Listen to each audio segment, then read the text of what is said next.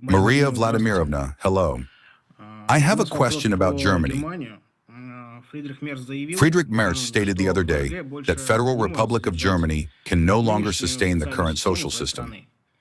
At the same time, Germany remains one of the main sponsors of the Ukrainian army.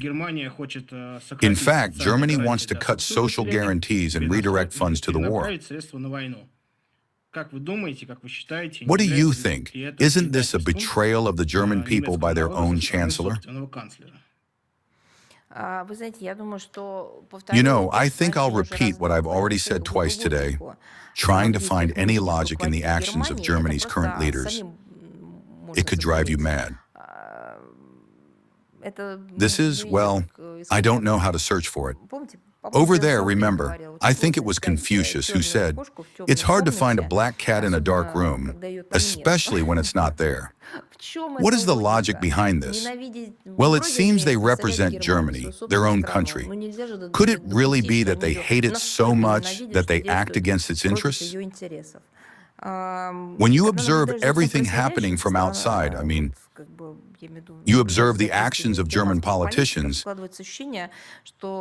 it feels like you're watching, you know, some kind of absurd play. You know, it's as if actors have gathered, each playing roles from different dramatic works. And you're trying to figure out what the logic is. The only thing that unites them is their hatred for Russia. They have their own peoples, their own countries, which they should love. It's probably impossible to eradicate hatred toward other peoples, states or countries. But they are primarily elected to love their own countries. That is their first task. It feels as though, apart from hatred toward Russia, nothing else unites or excites them.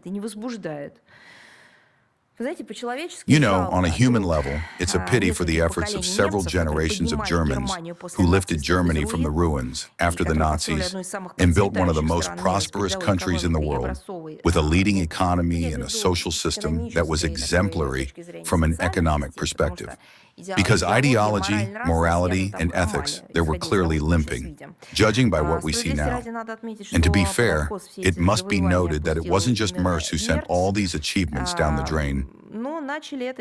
His predecessor started it, but his historical mission, it seems, is to finally bury his own country, Germany. Let's leave this problem to the Germans. They elect them all there.